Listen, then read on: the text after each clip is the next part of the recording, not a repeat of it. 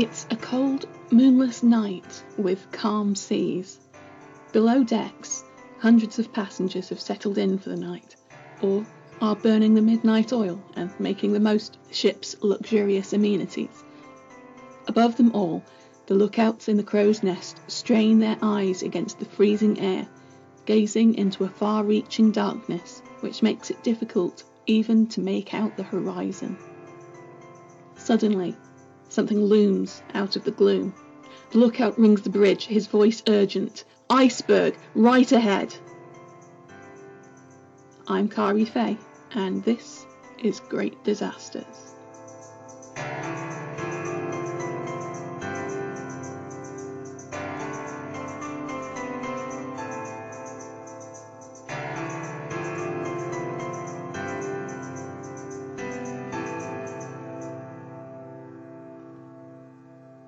It would be hard to produce a podcast called Great Disasters and not talk about the Titanic. That's why I'm making it the subject of a two-part special. It's one of the best-known tragedies in history, boosted by countless films and documentaries on the subject. Even though it happened over 100 years ago, and even the last survivors have now passed on, it's a name with instant recognition. It seems like a tale crafted to be memorable. The ship everybody knew to be unsinkable sunk in just a few hours on her maiden voyage, with the loss of many on board, from the poorest to the richest. However, not everything you've heard about the Titanic is necessarily true. Firstly, let's address that unsinkable thing. Was the Titanic really designed to be unsinkable? Well, yeah, in as much as no ship designer ever designed a ship to sink. But just like any designer, they were working with certain limitations. The technology of the day, the time, money and materials available, and all those other practical considerations. They took what they thought would be the worst case scenario, a broadside collision with another ship, and worked to those criteria. The safety systems they gave her included a double bottom and a series of bulkheads, which divided the hull into 16 compartments, with heavy watertight doors between. By shutting the doors, any flooding could be limited, allowing the ship to remain afloat with any 2, even up to 4 compartments flooded. They didn't foresee an accident that would affect more than that, of course. Was the Titanic actually advertised as unsinkable? Not extensively. The advertising was mostly focused on her size and luxury. The White Star Line did boast of the safety systems, though. According to their official description, the captain could, by simply moving an electric switch, instantly close the doors throughout, practically making the vessel unsinkable. It was just a line that didn't hold much significance until later. And of course, practically unsinkable is not the same as totally unsinkable. But I'm getting ahead of myself. Let's start at the beginning. The Titanic was one of 3 ships built in Belfast by Harland and Wolff for the White Star Line. Her sister ship, the Olympic, was first to be completed in 1911. As a point of interest, since the Olympic and Titanic were practically identical, and the Olympic was considerably longer lived, a lot of the photographs used to illustrate stories about the Titanic are actually of the Olympic. They, and the third ship, the Britannic, were designed at a time of intense competition between the shipping lines who worked the Atlantic crossing. Commercial air flight wouldn't arrive for years, so ships were the only option, and everyone involved was looking for an edge.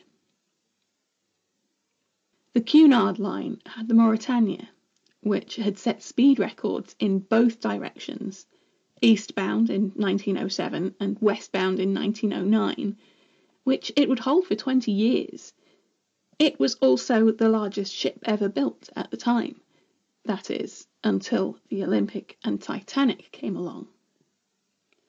They were almost 30 metres longer than the Mauretania, and slightly wider, making them slower vessels, but giving them more room for luxuries to impress their guests. And luxuries there were aplenty. First-class passengers boarding the ship were first awed by the entrance hall with its grand staircase. If you've seen James Cameron's film of the tragedy, you know exactly which one I mean. They could gather in the elegant, spacious reading and writing room, or in the huge reception room.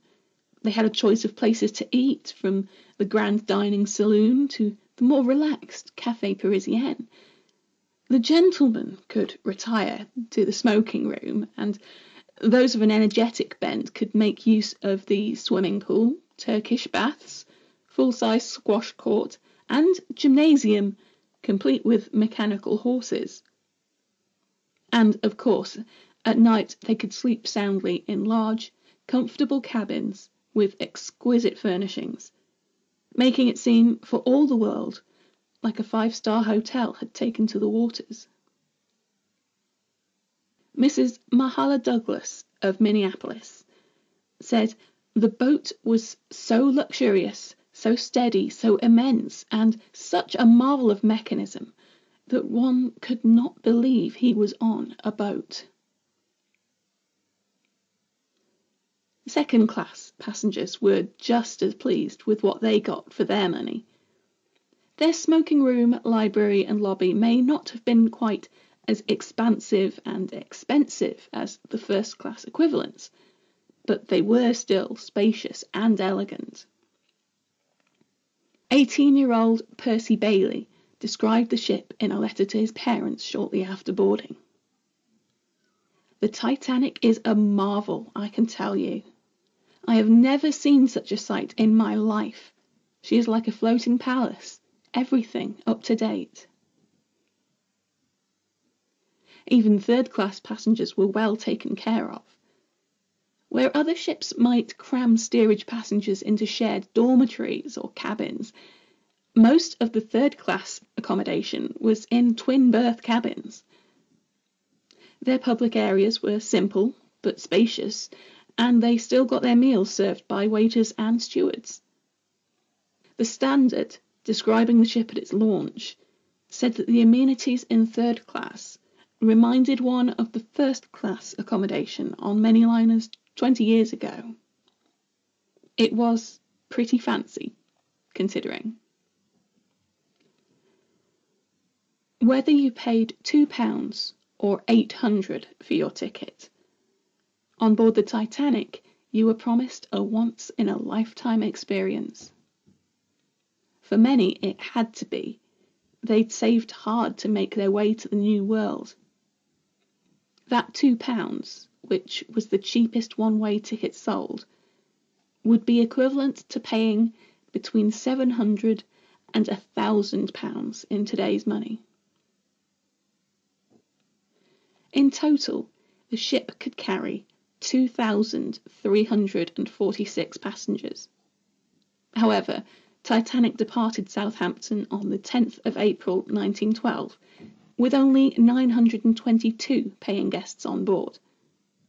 This was due to a long-running coal strike, which had disrupted travelling schedules for 6 weeks. Although the strike was resolved just before the Titanic sailed, many people had put off making plans until they were sure they could sail, and thus escaped tragedy.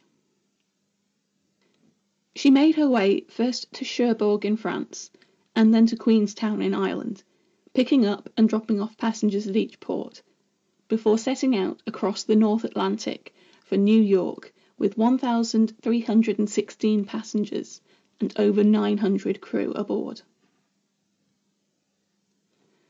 All seemed to be going well. the ship gradually increased speed under the command of Captain Edward Smith, and the wireless operators exchanged polite greetings with other passing ships, who offered their congratulations and good wishes for the maiden voyage. By Sunday, the 14th of April, all of the ship's 24 main boilers were running, and preparations were underway to light her auxiliary boilers. This gave rise to speculation that she was going to attempt a speed crossing, challenging the Mauretania's record, but this is very unlikely. The Titanic wasn't designed for speed, and everybody in charge knew that she couldn't match the power of her smaller Cunard rival. However, they may well have wanted to see if she could beat the Olympics' best speed, and, at the very least, run the Titanic through her paces. Those wireless messages they were getting weren't all congratulations, though. They included warnings of ice. Now, ice in the Atlantic is not unusual. Mariners were used to it, and the Titanic was following a standard summertime course which was generally far enough south to avoid danger. Not in 1912, however. It had been a mild winter, and this had caused huge amounts of ice to break off the Arctic ice cap and drift south. In addition, the Gulf Stream, which sends warm water up across the Atlantic to northern Europe, wasn't flowing as far north as usual. That meant colder waters and allowed the ice to drift even further south. The Titanic didn't slow down. She carried on steaming ahead at a steady 22.5 knots as night fell. It was a moonless but starlit night, with calm seas, and conversation on the bridge is said to have touched on the difficulties of spotting ice in such conditions. The giveaway, you see, is usually the white crest of waves breaking against the ice. In calm seas, that's not available. And without moonlight, even with the glow of 1,000,000 stars above, they faced a dark sea, a dark sky, and somewhere out there, dark ice. The captain seemed unflustered. After dining with a party in the Café Parisien and checking in with the bridge for an update on conditions, he retired to his cabin at around 9:20 p.m, leaving orders that he should be roused if anything became at all doubtful. The first officer, William Murdoch, set 2 lookouts to watch for ice from the crow's nest, while second officer, Charles Lightoller, noted the dropping temperatures and advised the chief engineer to keep an eye on the water tanks aboard lest they freeze. Up in the crow's nest, the lookouts would be fighting to see in bitingly cold air. They didn't have any binoculars due to some miscommunication before departure. However, they were trained to scan the entire horizon, which isn't possible through the narrow focus of binoculars, so they probably wouldn't have been using them anyway. And suddenly, it happened. An iceberg loomed out of the darkness. Lookout Frederick Fleet rang the warning bell, grabbed the telephone, and gave the message to 6th Officer James Moody down on the bridge. Iceberg, right ahead. Moody thanked the lookout, manners are important after all, and called the warning across to First Officer Murdoch.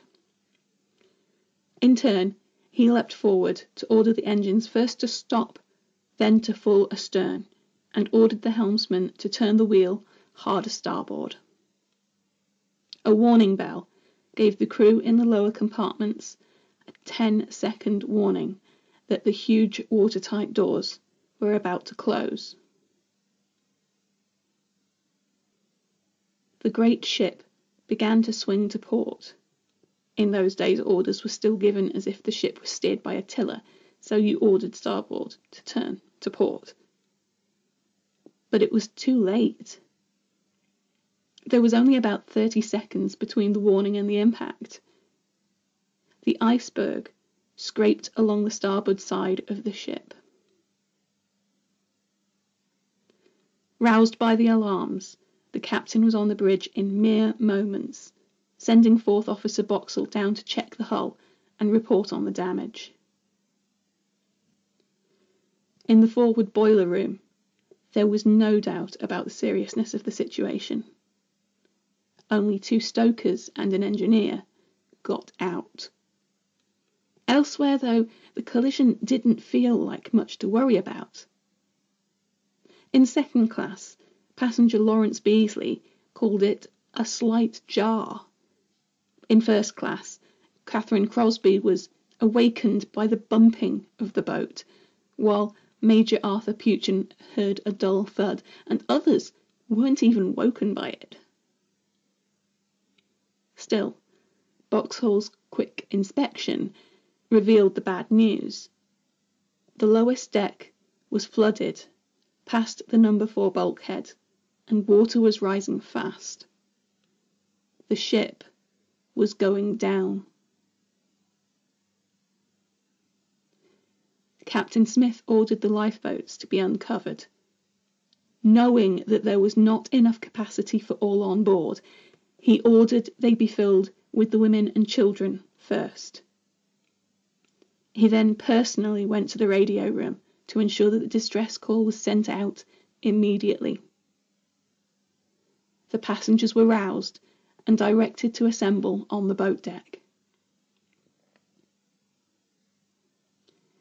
For many, it seemed impossible that a ship like the Titanic could be in danger when they'd hardly felt anything. The lights were all still shining, the sea was calm, and the band was still playing.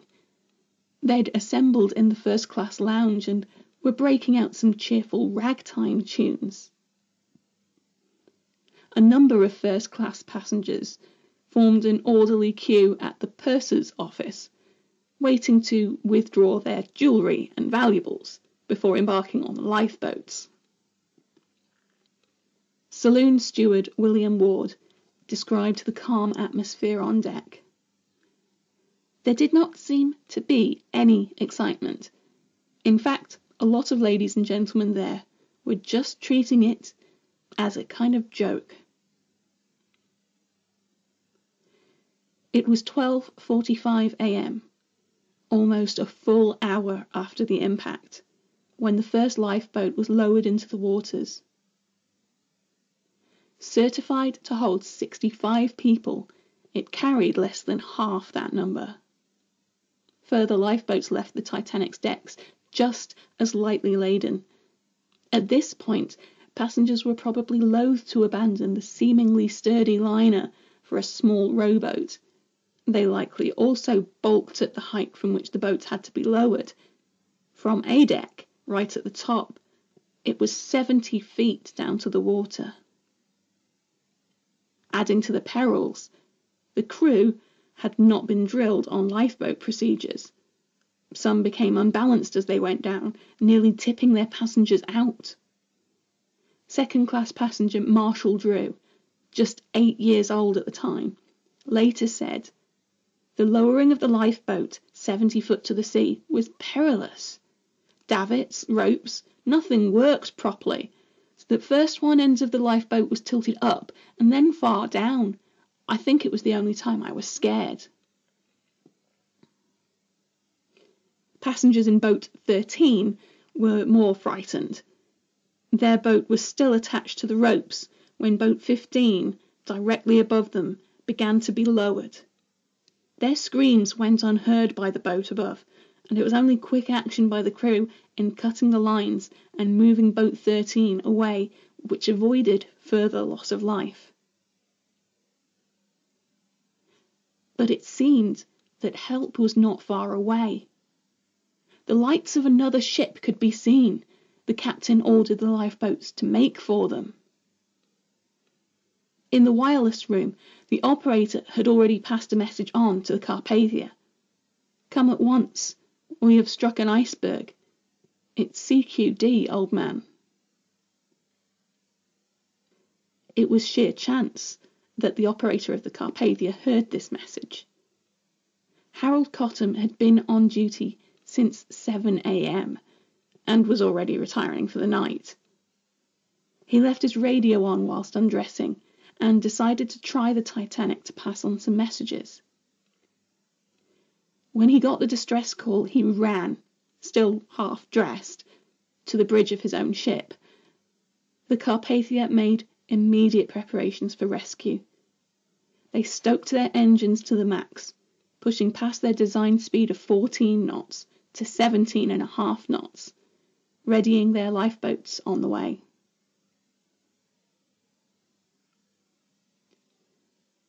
But they were nearly 60 miles away. They weren't the lights that the lifeboats could see just a few miles distant. Those lights, despite desperate radio calls, more signals by lamp and pyrotechnic rockets, slowly turned away and disappeared. The Countess of Roths said, "It was pitiful, our rowing towards the lights of a ship that disappeared. We in boat number 8 saw some tramp steamer's mast headlights, and then saw a glow of red as it swung towards us for a few minutes. Then darkness and despair." Gradually, the Titanic sank lower in the water, her bows heavy and taking on a list that made it difficult to launch some of the later lifeboats. The women and children first rule was applied unevenly.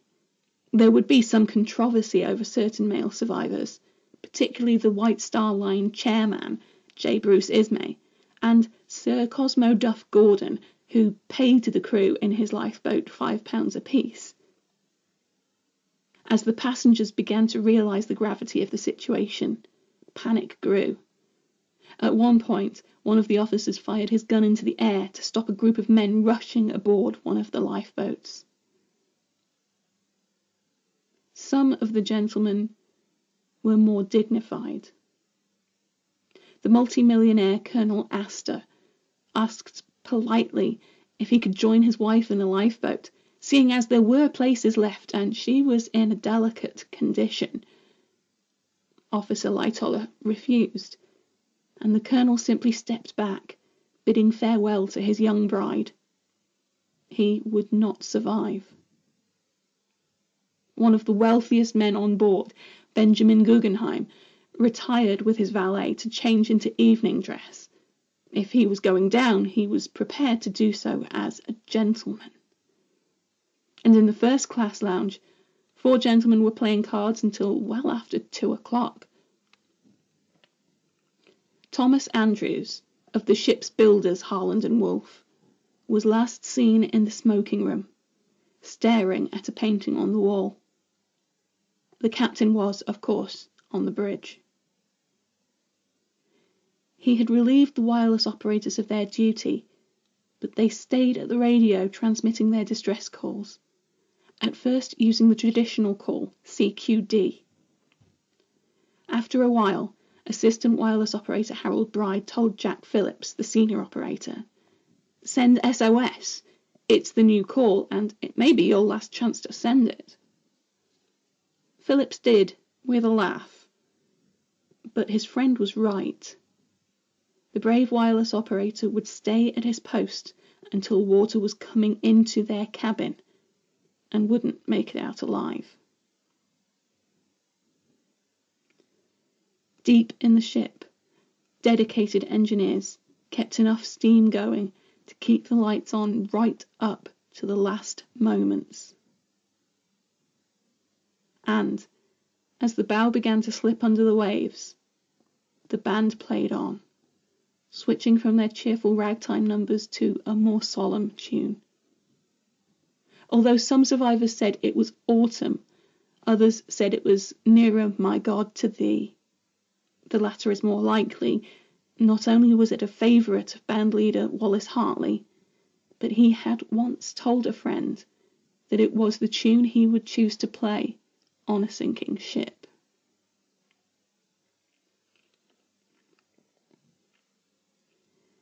By 2:20 a.m., the massive liner was gone. All that remained was the calm, freezing seas and the screams of the survivors. Join me in part 2 to hear about the rescue operation and the aftermath of the disaster.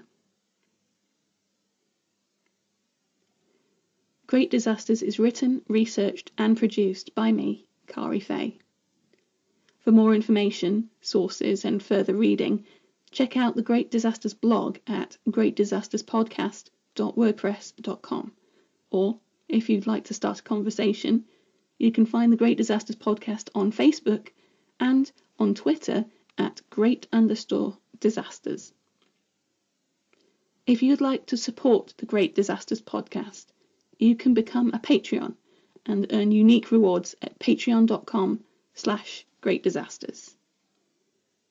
Thanks for listening and stay safe.